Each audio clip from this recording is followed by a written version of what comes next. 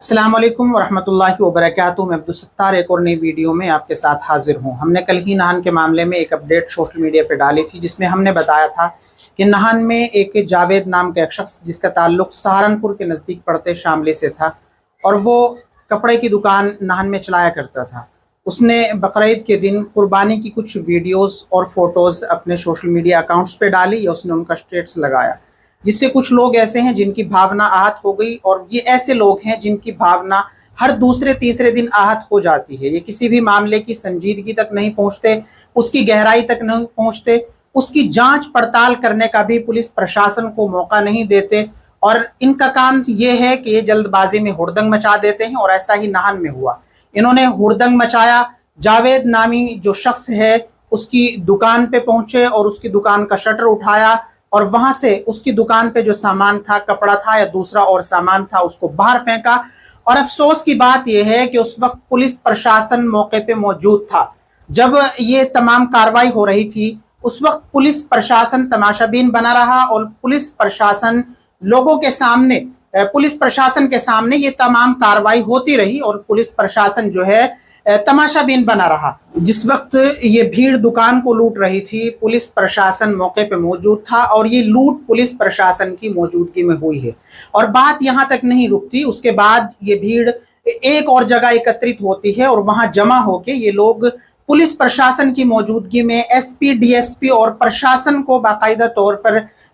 गलत शब्दों का भी इस्तेमाल करते हैं। और ये लोग कहते हैं कि हिमाचल में या नाहन में कोई भी बाहरी व्यक्ति जो काम करता है उसको हिमाचल छोड़ना होगा, उसको नाहन छोड़ना होगा। ये धमकी पहली धमकी नहीं, इससे पहले उत्तराखंड में, हिमाचल के मंडी में और जगह जगह पे इस तरीके के मामले पेश आए हैं। लेकिन जैसे ही ये वीडियो सोशल मीडिया पे वायरल होती है, इस वीडियो के वायरल होने के बाद सैकड़ों ऐसे लोग जिनका कारोबार नाहन से चलता था, जिनके कारोबार इफेक्ट हुए हैं, जिनकी रोजी नाहन से चलती थी, वहां उनकी दुकानें थी, वो तमाम की तमाम इफेक्ट हुई हैं और लोग अपना कारोबार, अपना दुकान और अपना मकान छोड़कर नाहन से लोगों ने प्लान करना शुरू कर दिया था। लेकिन पुलिस प्रशासन की जैसे ही जांच पड़ताल आगे बढ़ती है और पुलिस प्रशासन इसमें कार्रवाई की तरफ आगे बढ़ता है, तो आज शामली से एसपी साहब का बयान सोशल मीडिया पे वायरल होता है और वो बताते हैं कि जावेद नामी जो शख्स नाहन में कपड़े का कारोबार करता था, उसने सोशल मीडिया पे जो फोटोज अपलोड की थी वो गाय की नहीं थी, वो गाय का मांस नहीं था,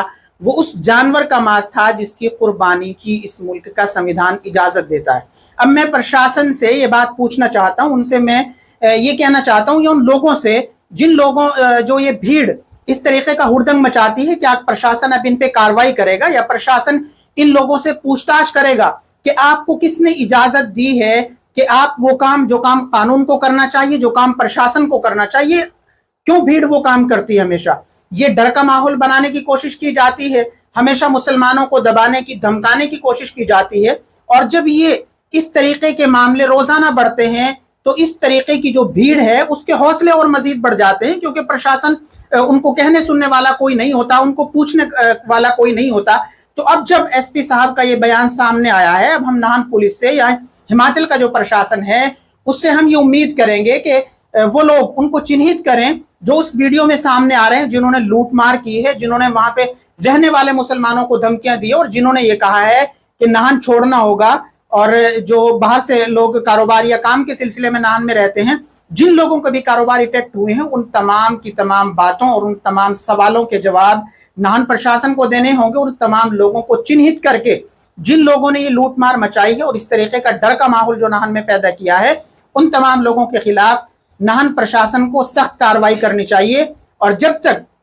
नाहन प्रशासन उनके ऊपर सख्त कार्रवाई नहीं करेगा, मुस्लिम समाज भी अब इस बात के लिए प्रशासन से जरूर गुस्से का इजहार करेगा कि जब एक शख्स जिसने गलती की,